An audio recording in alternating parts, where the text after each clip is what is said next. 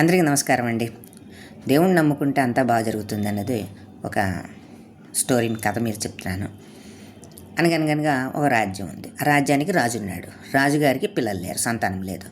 ఆయన చాలా దేవుళ్ళ పూజలు చేసి మొక్కి అన్నీ చేస్తుంటే ఓ రోజు దేవుడు ప్రత్యక్షమయ్యి ఏం కావాలి అని అడిగాడు. నాకు సంతానం కావాలి అని అడిగాట. అడిగితే అప్పుడు దేవుడు ఏమన్నాడంటే, నాకు ఒక చిన్న పిల్లాడిని బలి నీకు సంతానాన్ని ఇస్తాను అంటాడు. సరే సార్, తప్పకుండా ఇస్తాను అని చెప్పి రాజుగారు ఒప్పుకుంటారు. ఒప్పుకుని ఆ మన్నాడు దండోరా వేస్తాడు రాజ్యంలో.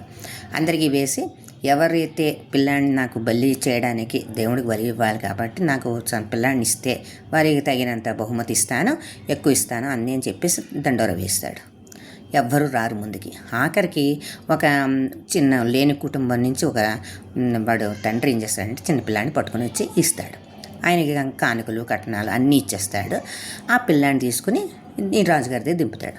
ఆ మొన్నాడు ఉదయం ఆ అబ్బాయిని బలి ఇవ్వడానికి రాజుగారు అన్ని ఏర్పాట్లు చేస్తారు.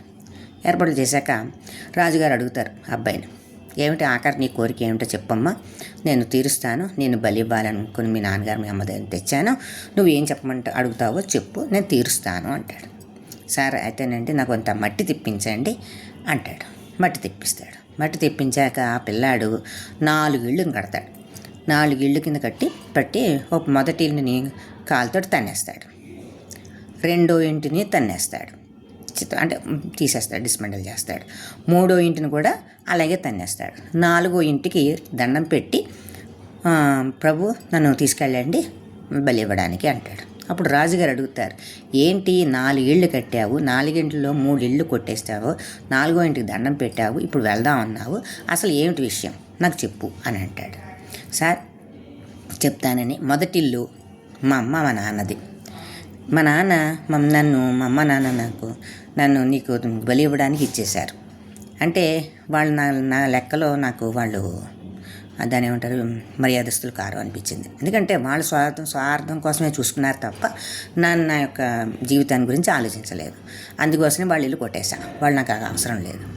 రెండో ఇల్లు మా బంధువులు, చుట్టాలు, గ్రామస్తులు ఎవరు వాళ్ళు నాకు సపోర్ట్ చేయలేదు, వద్దు నేను నివారించలేదు.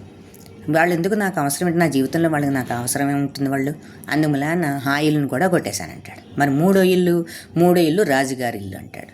అంటాడు, మీరు మీ స్వార్థం కోసం నన్ను మీరు కొనుక్కొని బలికిస్తానంటున్నారు. మీరు నా లెక్కలో మీరేమవుతారు, నాకు అవసరం లేదు, నాకు అవసరానికి ఉపయోగపడేవారు కాదు కాబట్టి మీరు నాకు అవసరం లేదు. అందువల్ల 3 ఇళ్ళు కొట్టేసి 4వ ఇంటికి దండం పెట్టాను. ఎవరికి? దేవుడికి దండం పెట్టిన గుడి దేవుడు. ఎందుకంటే దేవుడిని నమ్ముకున్నాను. దేవుడా నువ్వే రక్షించు, నన్ను బలి ఇవ్వడానికి తీసుకొచ్చారు, నువ్వే రక్షించిన ఆయన, నిన్నే నమ్ముకున్నాను అని చెప్పాడు బాలుడు. అప్పుడు రాజుగారికి కళ్ళు తెరుచుకుని, పాపం తప్పునైనా నాదే తప్పు అయిపోయింది, నా కళ్ళు తెరిపించావు, ఇవాళ నుంచి నువ్వు నా కొడుకుగానే ఉంచుకుంటాను తప్ప బలి ఇవ్వను అని చెప్తాడు. అప్పుడు ఏమైంది, నేను దేవుడిని నమ్ముకున్నాను కాబట్టి మీరు దేవుళ్ళు లాంటి తండ్రి నాకు వచ్చారు మీరు, నాకు చాలా సంతోషం అని చెప్పి రాజుగారికి దండం పెట్టి ఆ పిల్లాడు రాజుగారి దగ్గర ఉండడం మొదలుపెట్టాట. ఇదండి చిన్న కథ. నచ్చితే లైక్ కొట్టి